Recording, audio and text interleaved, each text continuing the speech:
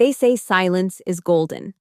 But in corporate America, sometimes silence is the excuse they use to shatter your life. I used to think I was just weak, unsuited for the noise and chaos of office culture. Until the day they pushed me into a corner, and I transformed my silence into a weapon that would bring them all to their knees. This is the story of how being too quiet became their worst nightmare. My name is Rachel Miller, and at 32, I had become invisible in a world that demanded constant performance. Brightwave Solutions, a mid-sized tech company in Doverfield, Ohio, was like every other modern American workplace, an open-plan battlefield where extroversion was currency and silence was poverty. I'd been there for 4 years, tucked away at my desk in the corner of the third floor, processing contracts and managing compliance documentation. The office hummed with constant energy, sales calls bleeding into each other, keyboards clattering like machine guns, and the endless ping of Slack notifications that everyone seemed to treat as urgent, no matter how trivial. Glass walls surrounded meeting rooms where people gestured wildly, their animated discussions visible but mercifully muted. My colleagues moved through the space like sharks, always circling, always talking.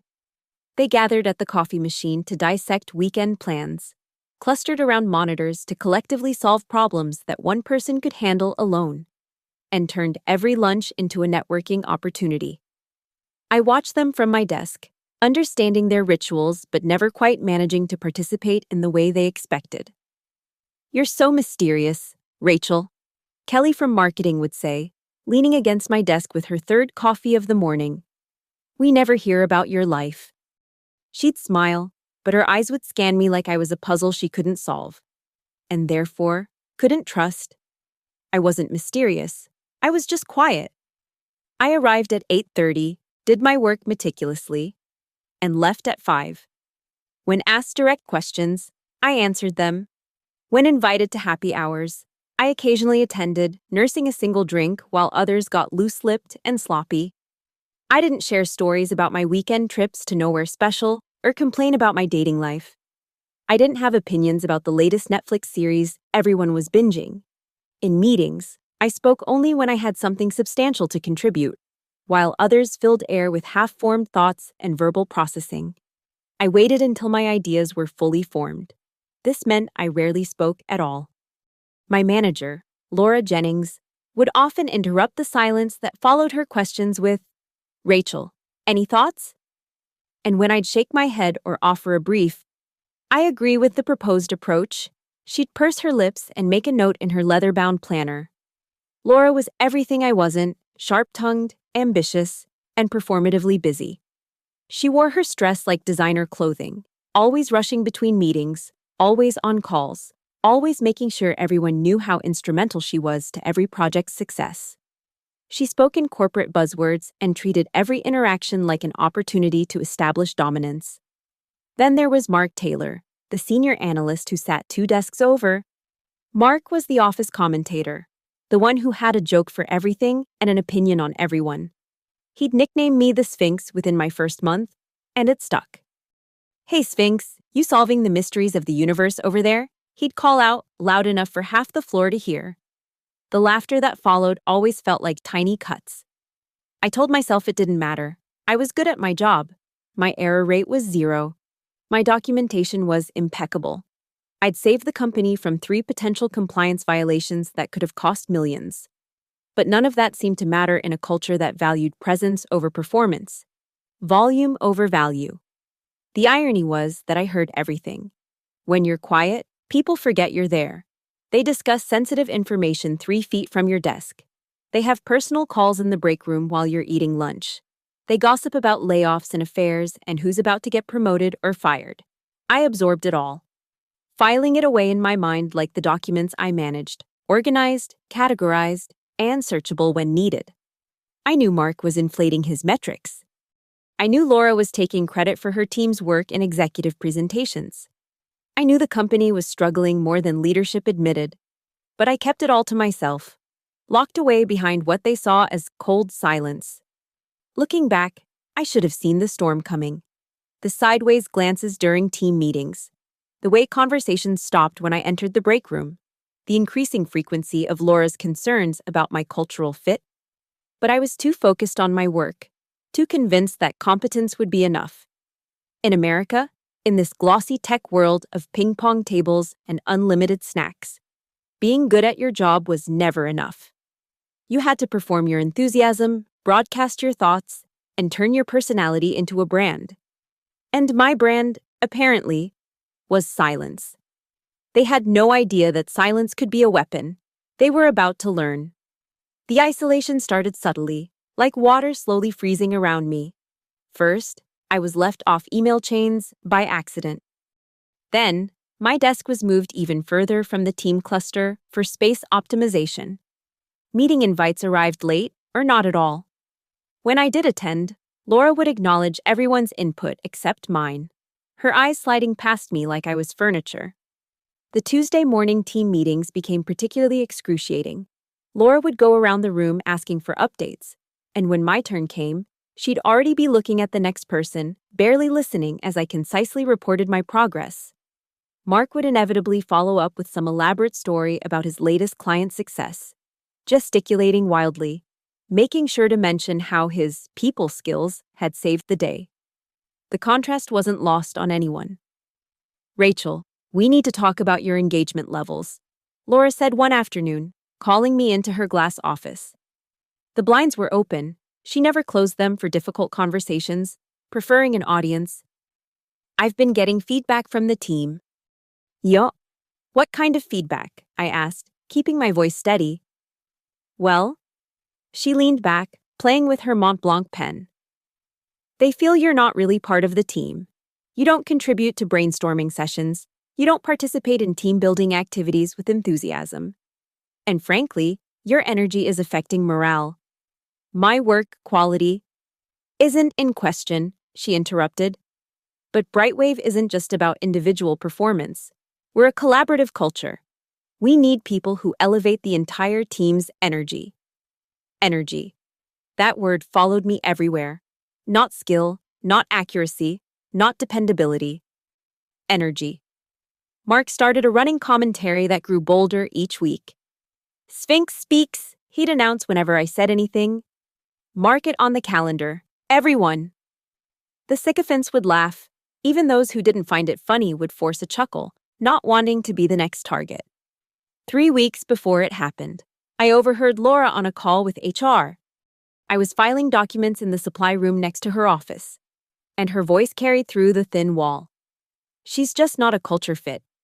Yes, I've documented everything. The team dynamics are suffering. We need someone who brings positive energy to the role." I stood there, holding procurement reports, my hands surprisingly steady. I'd never missed a deadline, never made an error that cost the company money, never created drama or conflict. But none of that mattered.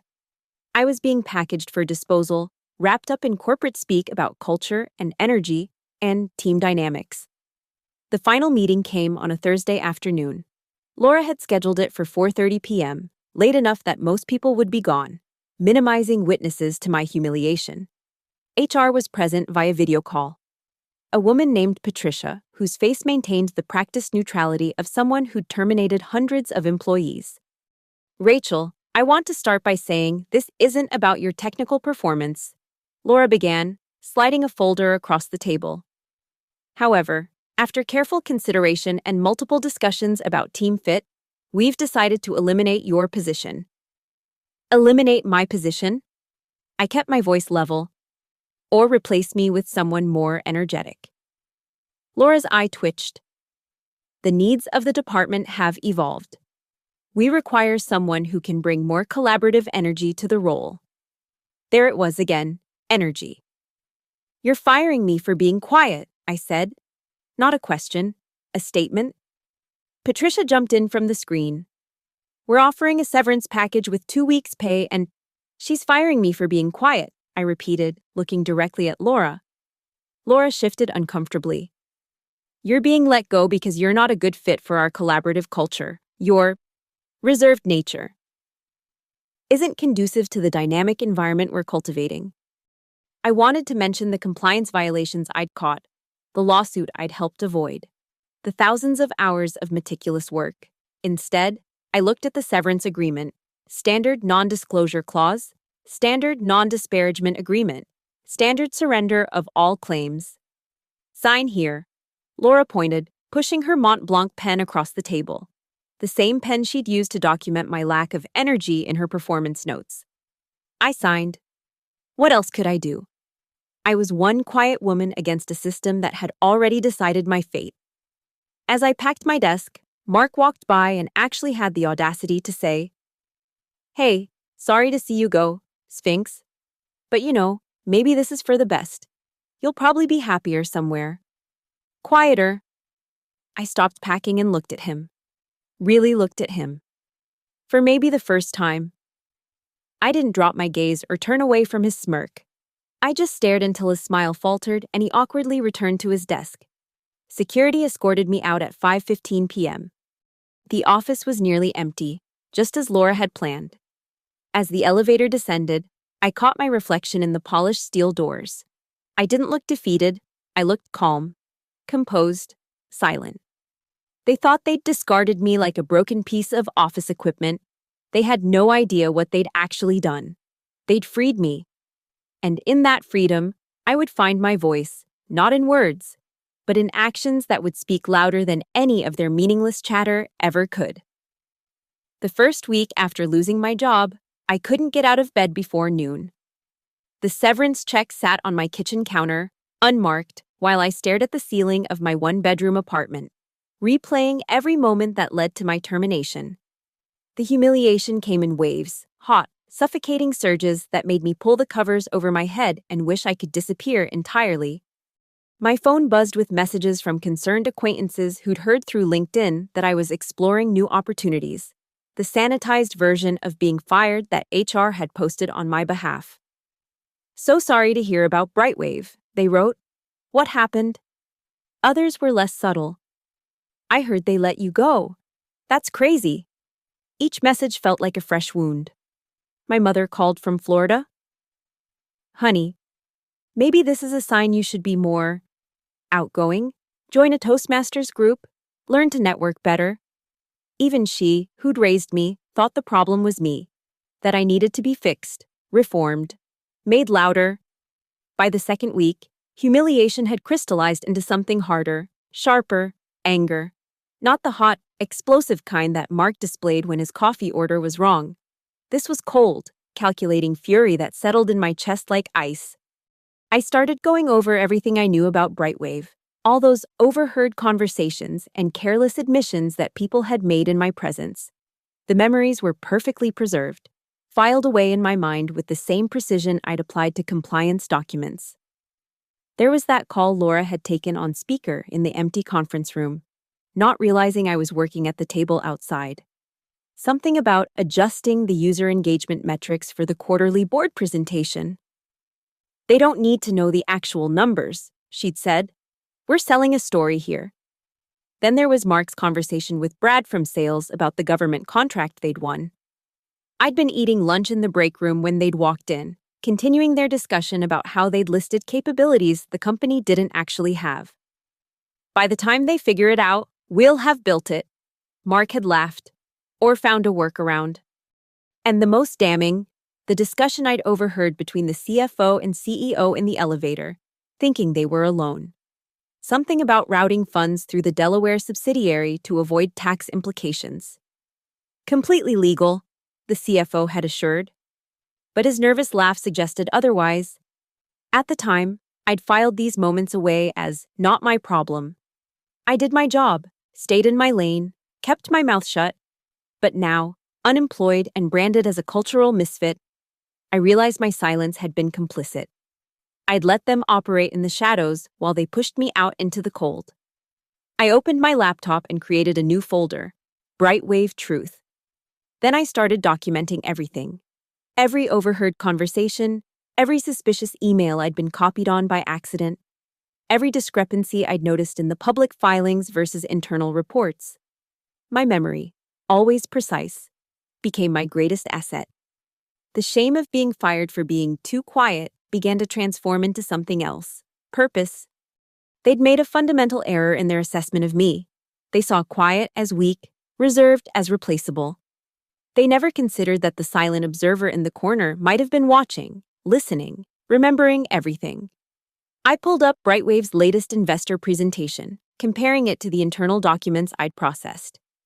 The discrepancies were obvious once you knew where to look. Revenue projections inflated by 30%. User engagement metrics that didn't match the raw data I'd seen. Development timelines for products that I knew didn't exist beyond PowerPoint slides. My phone rang. It was Tom, a former colleague who'd left Brightwave 6 months earlier. "Rachel, I heard what happened. I'm so sorry. Laura is toxic. Everyone knows it." "Everyone knows it," I repeated. "But no one does anything." "What can you do? It's how the game is played. You either play along or get played out." After we hung up, I sat in my dim apartment, laptop glowing in front of me. Tom was right about one thing. It was a game. But they'd made a crucial mistake. They'd removed me from the board, thinking I was just a pawn. They didn't realize that a pawn, once off the board, could see the entire game from a different perspective. I thought about Laura's smug face as she'd slid that severance agreement across the table. Mark's cruel nickname that had followed me for years. The way they'd all laughed at my expense, dismissed my contributions, erased my value. The old Rachel would have accepted this as her fate, would have internalized their criticism, believed she really was the problem, would have quietly found another job and tried to be more energetic next time. But that Rachel had died in that conference room at 4:30 p.m. on a Thursday. This Rachel, the one staring at a growing folder of evidence, had different plans. They wanted energy. I'd give them energy, the kind that burns everything down. I closed my laptop and walked to my window, looking out at the Doverfield skyline where Brightwave's office gleamed in the distance. Somewhere in that building, Laura was probably conducting another team meeting. Mark was probably making another cruel joke. And life was continuing as if I'd never existed. They thought silence was my weakness. They were about to learn it had always been my strength. Because when you're silent, you hear everything. And when you hear everything, you know exactly where to apply pressure to make the whole structure collapse. The transformation was complete. I was no longer the victim of their story. I was about to become the author of their ending. The coffee shop on 5th Street became my makeshift headquarters. Every morning, I'd claim the corner table with my laptop, nursing a single black coffee for hours while I worked. The barista, a college kid named Derek, stopped asking if I needed anything else after the first week. He recognized the look of someone with a mission. My first breakthrough came from LinkedIn. Former Brightwave employees were surprisingly willing to talk once they'd moved on. I reached out selectively, choosing those who'd left abruptly or whose departures had been framed as pursuing other opportunities. Sarah Winters responded first. She'd been in accounting before her sudden exit 8 months ago. "Rachel, I heard what they did to you. Typical Laura move. Coffee sometime?" We met at a Starbucks across town. Sarah looked healthier than I'd ever seen her at Brightwave, like she'd finally exhaled after holding her breath for years. "I couldn't prove anything," she said, unprompted, stirring her latte. But the numbers never added up. There were projects billing hours to clients that didn't exist. Ghost employees on payroll for government contracts. I started asking questions, and 2 weeks later, I was packaged out for restructuring. She slid a USB drive across the table. "I kept copies, insurance, never knew what to do with them." "Why are you giving these to me?" Sarah smiled grimly. "Because you're the only person from that place who never played their game. And honestly, I've been waiting for someone like you to come along, someone who observed everything but owed them nothing." The USB contained spreadsheets, internal memos, email threads, names, dates, amounts. The scope was bigger than I'd imagined. Brightwave wasn't just inflating metrics. They were billing federal contracts for phantom developers, creating shell projects to wash money through, and claiming R&D tax credits for products that existed only in marketing materials. James Chen, former head of development, was my next contact. We met at a diner outside the city limits. He was paranoid, kept checking over his shoulder. "They made me sign an NDA," he said. But NDAs don't cover illegal activity, right? He told me about Project Lighthouse, Brightwave's supposed revolutionary AI platform that had secured $50 million in venture funding. It's vaporware, he said. Complete smoke and mirrors. The demos they show investors? Pre-recorded videos with actors, the beta users providing testimonials, paid contractors reading scripts. Why didn't you report it? To whom? Laura's best friends with half the board. The CEO knows exactly what's happening, he orchestrated it. And the investors? They're either too distant to care or too invested to admit they've been duped. Each conversation added another piece to the puzzle. Marcus, from IT security, revealed that Brightwave had been selling client data to third-party marketers while their privacy policy explicitly promised they didn't. Rebecca from HR admitted that the company's diversity hiring initiative, which had won them several awards and tax breaks, was fabricated with fake employee profiles. But it was Anthony Reeves who provided the smoking gun. Anthony had been Mark Taylor's predecessor, pushed out when Mark arrived with Laura's backing. Mark's not just inflating his metrics, Anthony told me over encrypted messages. He's been running a side business using Brightwave's resources and client lists. He and Laura have a whole separate company registered in Delaware. They funnel leads and even small contracts through it. I found out, confronted them, and was gone within a week. Performance issues, they said. He had documentation. Bank records showing transfers. Incorporation papers with Laura and Mark listed as co-founders. Emails discussing how to hide the operation from auditors. I spent weeks organizing everything into a comprehensive file. Cross-referencing dates, verifying claims, building an airtight case. The work was meticulous, requiring the same attention to detail that Brightwave had deemed less valuable than energy. My silence during this period was different from before. It wasn't passive, it was strategic. I became a ghost, moving through digital spaces unnoticed, gathering information like a detective building a case. Former colleagues who ran into me at grocery stores mentioned I looked focused or intense. They had no idea. The evidence painted a picture of systematic fraud, tax evasion, and breach of fiduciary duty. Brightwave Solutions, the rising star of Doverfield's tech scene, was a house of cards built on lies and held together by the silence of those too afraid or too compromised to speak up. I saved everything in multiple encrypted locations: cloud drives, physical drives, even printed copies in a safety deposit box. This wasn't just about revenge anymore, though that flame still burned cold in my chest. This was about justice, about every quiet, competent person who'd been pushed out for not playing the game, about Sarah, James, Anthony, and all the others who'd been silenced. Sitting in my apartment one evening, surrounded by evidence that could destroy dozens of careers and potentially send people to prison, I felt something I hadn't experienced in years. Power. Real power. Not the loud, performative kind that Laura wielded like a club, but the quiet kind that comes from holding truth in your hands. They'd fired me for being too quiet, for not contributing to their collaborative culture. They never realized that my silence had been observing their every move, cataloging their every crime, waiting for the moment when it could speak loudest. That moment was coming. The plan took shape slowly, methodically, like a spider weaving its web one strand at a time. I couldn't just dump everything at once. That would be chaos. And chaos could be contained, explained away, spun into something manageable. No, this needed to be surgical, systematic, silent until the moment it wasn't.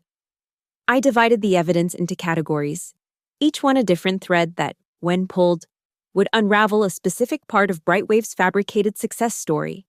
The financial fraud would go to the FBI and SEC, the data privacy violations to the FTC, the fake diversity initiatives to the Equal Employment Opportunity Commission, the investor fraud to the venture capital firms who'd been duped, and the media would get carefully curated pieces at precisely the right moments. But first, I needed inside allies. Not friends, I'd never had those at Brightwave, but people whose self-interest aligned with mine. I started with Kevin from IT. Still employed, but miserable. He'd been passed over for promotion 3 times while watching less qualified but louder colleagues advance. I met him at a bar nowhere near the office. "I'm not asking you to do anything illegal," I said, sliding a folder across the sticky table. "Just leave certain access logs unmonitored at specific times. You won't even know what happens."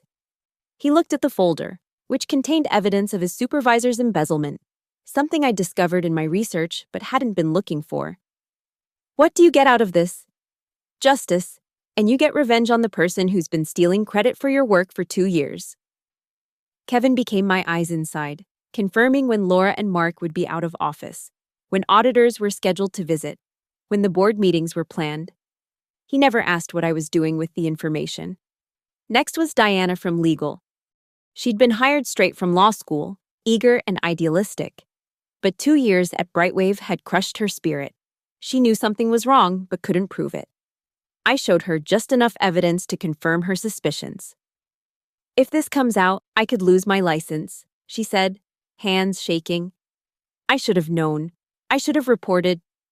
"You couldn't have known what they hid from you," I said carefully. "But you can be the whistleblower who exposed it all. Heroes don't lose their licenses." She agreed to prepare her own documentation, creating a paper trail that would protect her while implicating those above her.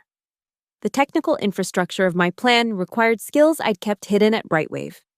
During college, I'd majored in computer science before switching to business administration.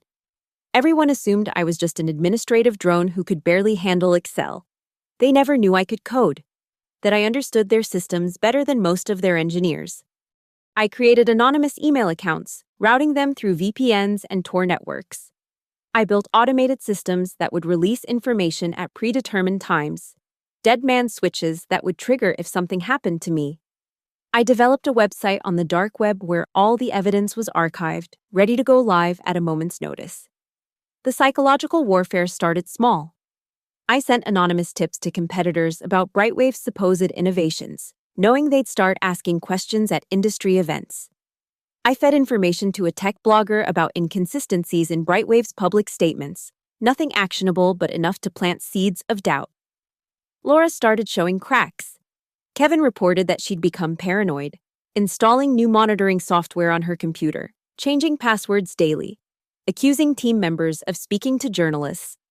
Mark, meanwhile, grew increasingly aggressive, lashing out at subordinates for minor mistakes, convinced someone was sabotaging his projects. I studied them like I'd once studied compliance regulations. Laura's weakness was her image. She needed to be seen as successful, innovative, untouchable. Mark's was his ego. He couldn't admit fault, always doubling down on lies rather than acknowledging mistakes. The CEO's weakness was his investors. He'd do anything to keep them happy. These pressure points would be crucial. My masterpiece was a timeline, a beautiful, damning visualization that showed how every fraud connected, how each lie had built upon another, how the entire company was a Jenga tower of deception. It was the kind of clear, concise documentation I'd been creating for years. Only now it was weaponized.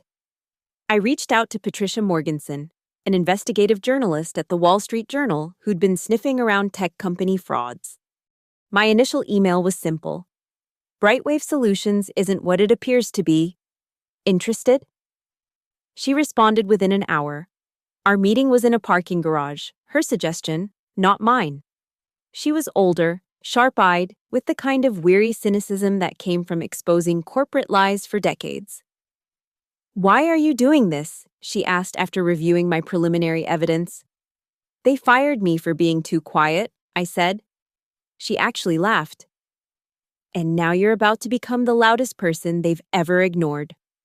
Patricia would be my nuclear option, the final piece that would ensure nothing could be covered up or explained away. But she needed more than I could safely provide. She needed sources, corroboration, official documentation. "Give me 6 weeks," she said. "I'll dig into everything you've provided. If it checks out, and from what I'm seeing, it will, this will be front page." 6 weeks, I marked it on my calendar, a date circled in red.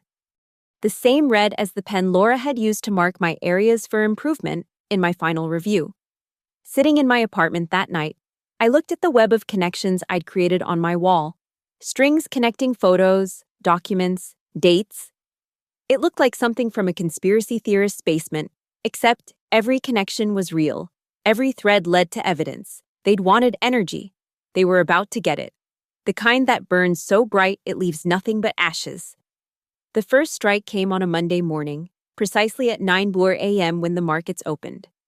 I'd sent the initial package to the FBI's white-collar crime division 3 days earlier, knowing they'd need time to verify the basics before acting. The anonymous tip included just enough evidence about the government contract fraud to warrant immediate investigation. Nothing that could be traced back to me, but enough to make them hungry for more. Kevin texted me from inside Brightwave at 9:47 a.m. 2 black SUVs just pulled up, guys in suits walking in. I sat in my usual coffee shop corner, laptop open to Brightwave's company Slack, which I could still access through a back door Kevin had left open. The panic started in real time. Anyone know why FBI agents are in the lobby? Jennifer from reception. Everyone stay calm. It's routine. Laura, all caps betraying her composure. They're asking for access to the server room.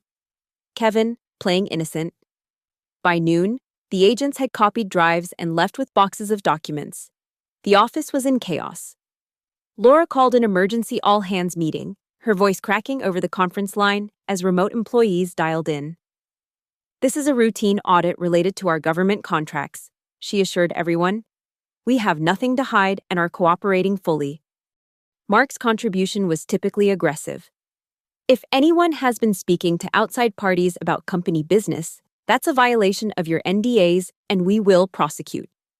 The beauty was that I hadn't violated any NDA.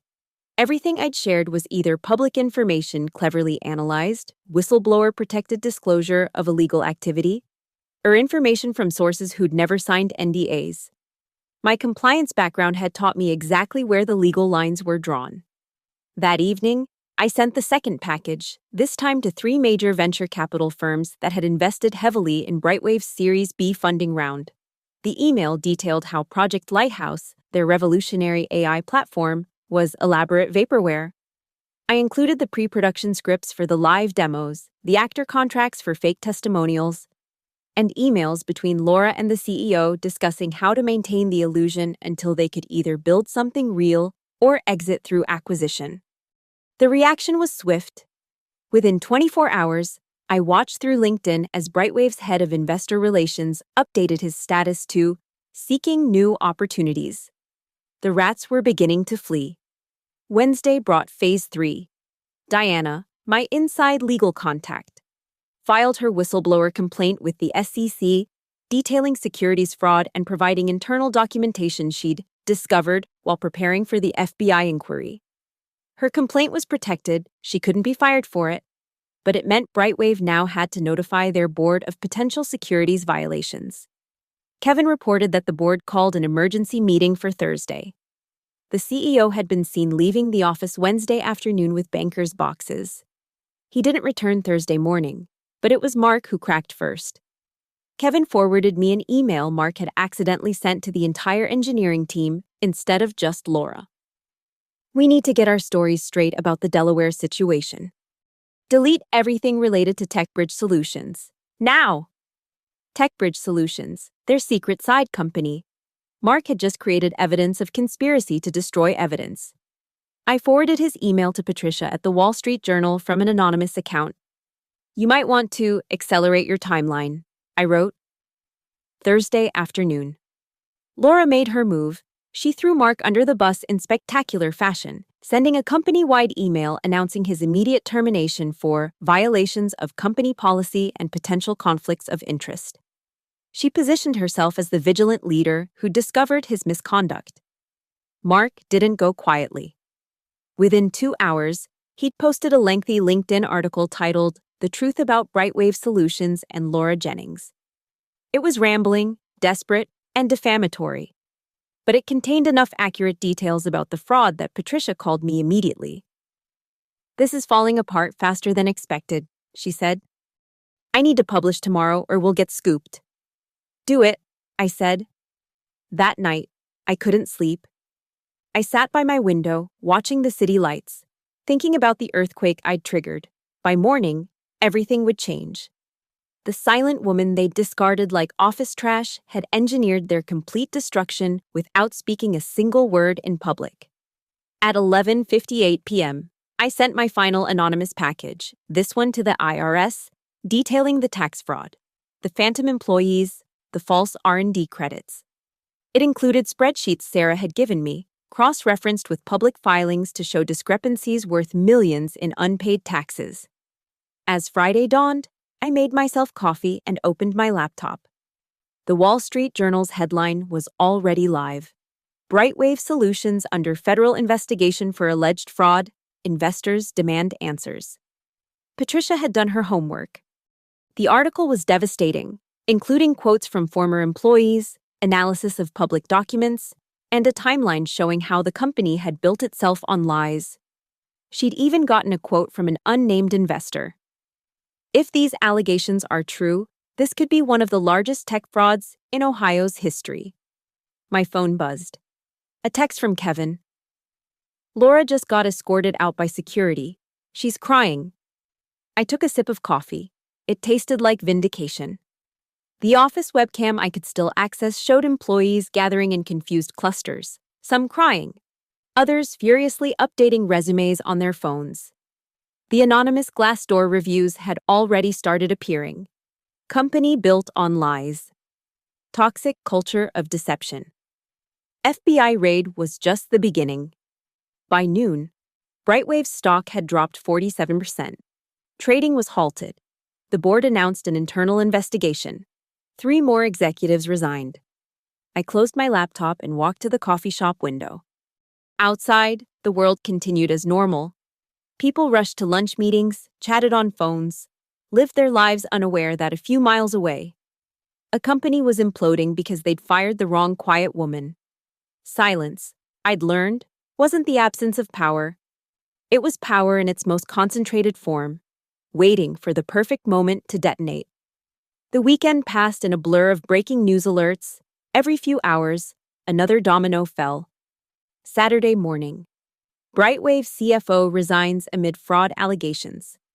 Saturday evening. Major investors file lawsuit against Brightwave board. Sunday. Ohio Attorney General opens criminal investigation into tech company. But Monday morning brought the crescendo I'd been orchestrating toward. I arrived at my usual coffee shop at 8:01 a.m., ordering my black coffee from Derek, who gave me a knowing nod. He'd seen me working for weeks, had probably guessed I was job hunting after a layoff. He had no idea he'd been serving coffee to the architect of Ohio's biggest corporate scandal. At 8:30 a.m., I opened my laptop to watch the live news conference. FBI Special Agent Richard Hayes stood at a podium, flanked by officials from the SEC, IRS, and Ohio's Attorney General's office. This morning, federal agents executed search warrants at multiple locations connected to Brightwave Solutions. We have arrested 5 individuals on charges including wire fraud, tax evasion, conspiracy, and lying to federal investigators. The names came like hammer blows: the CEO, the CFO, 2 board members, and then Laura Jennings, former vice president of operations, charged with 15 counts of fraud and conspiracy. The screen cut to footage of Laura being led from her Shaker Heights home in handcuffs, trying to shield her face from cameras. She looked smaller than I'd ever seen her, her power suit replaced with yesterday's wrinkled clothes, her perfectly styled hair flat against her head. Mark Taylor, senior analyst, charged with embezzlement and fraud. Mark's arrest footage was different. He was shouting at the cameras, claiming he was a scapegoat, that others were responsible, even in handcuffs. He couldn't stop talking, couldn't stop trying to control the narrative, but no one was listening anymore. My phone vibrated with text after text from former colleagues who'd somehow gotten my number. Did you see? Can you believe it? We all knew something was wrong. We all knew, but only one of us had done anything about it. Patricia's follow-up article in the Wall Street Journal included a detail that made me smile. The investigation was triggered by a meticulously compiled collection of evidence provided by an anonymous whistleblower whose sources say had intimate knowledge of the company's operations. The afternoon brought more beautiful chaos. Brightwave's website went dark, replaced with a notice about bankruptcy proceedings.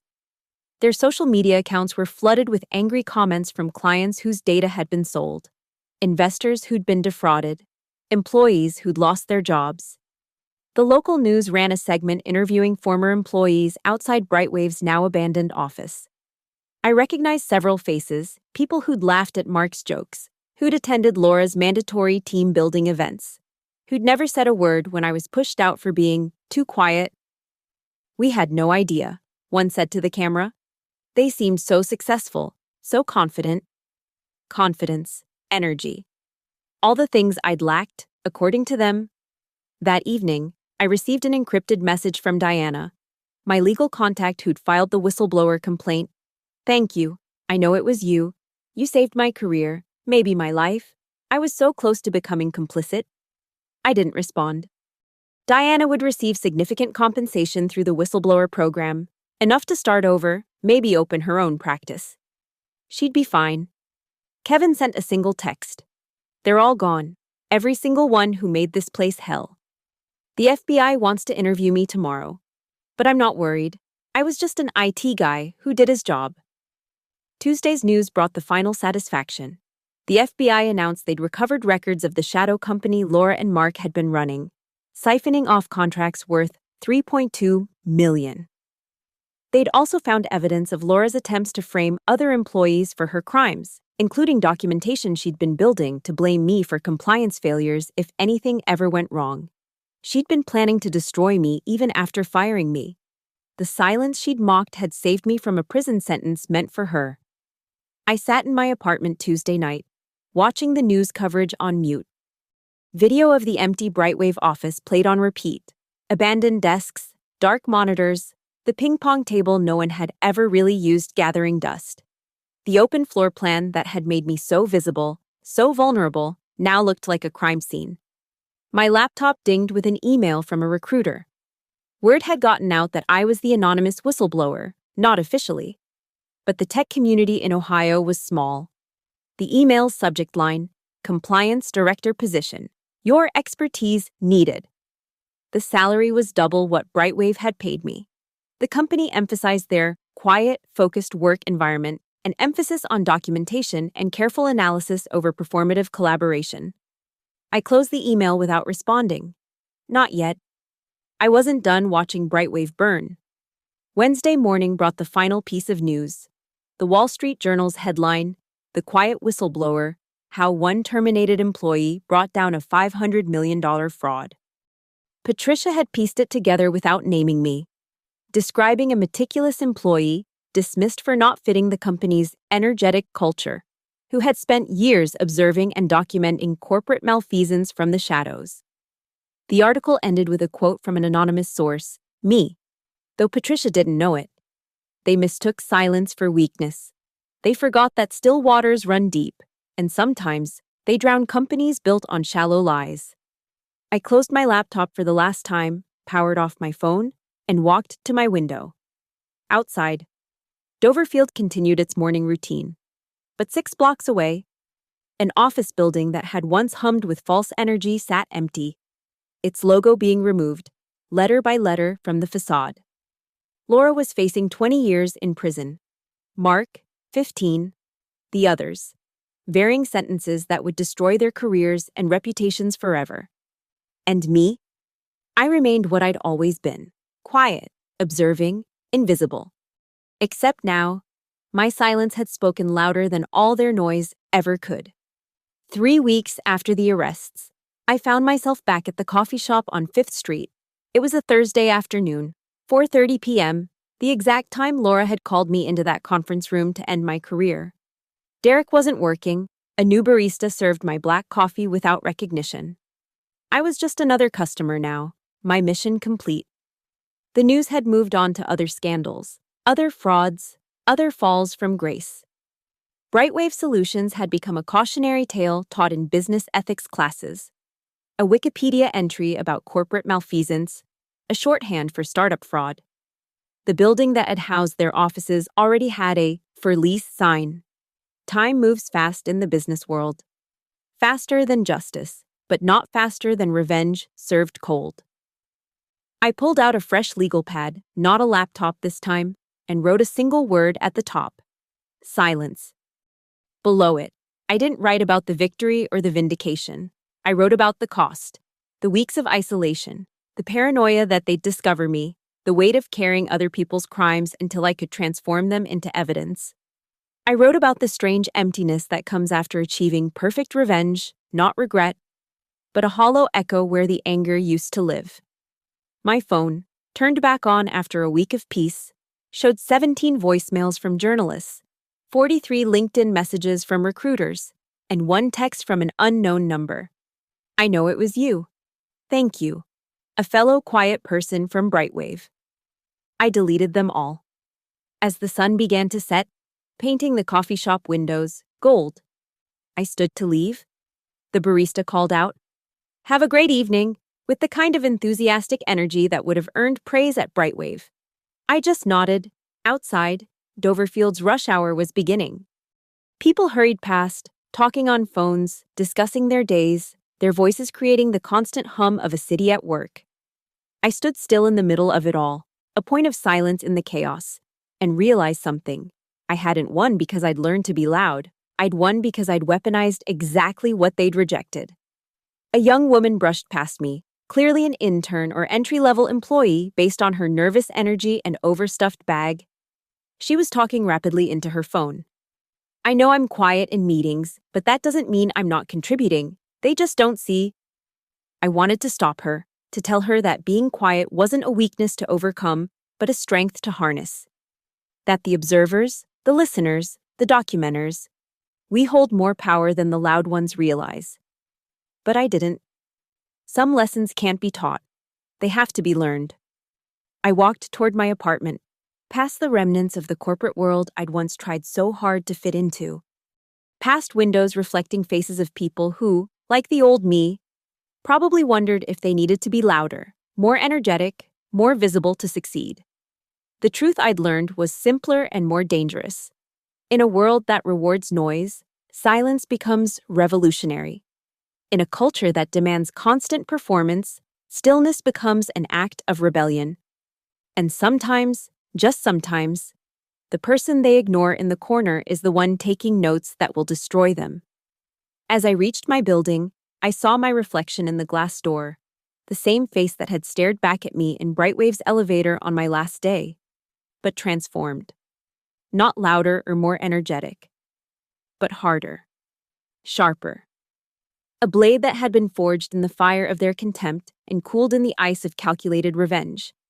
I climbed the stairs to my apartment, each step taking me further from the wreckage I'd created and closer to whatever came next. Inside, I opened my laptop one more time and typed a response to the compliance director position. I'm interested, but I need you to know, I'm quiet. I observe more than I speak, I document everything, and I will never pretend to be someone I'm not for the sake of culture fit. If that works for you, we should talk. I hit send. Then I walked to my window and looked out at the city lights beginning to twinkle in the growing darkness. Somewhere out there, in other offices and other companies, quiet people were being overlooked, underestimated, pushed aside for not being energetic enough. To them, I had only this to say: your silence is not a weakness. It's a superpower they haven't learned to fear. Yet, the last light faded from the sky, and I stood there in my dark apartment, finally at peace with the quiet. They'd fired me for it. It had destroyed them for it. In the end, silence hadn't just been golden. It had been justice. Thank you for listening to this story of revenge and redemption. I'd love to know where in the world you're listening from. Drop a comment below, and let's connect across the miles. If this story of a quiet person's triumph resonated with you, please subscribe to the channel for more tales of justice served cold. And I'm curious, have you ever been underestimated for being too quiet? Share your thoughts and experiences in the comments. Your stories matter, And sometimes, the quietest voices have the most powerful things to say.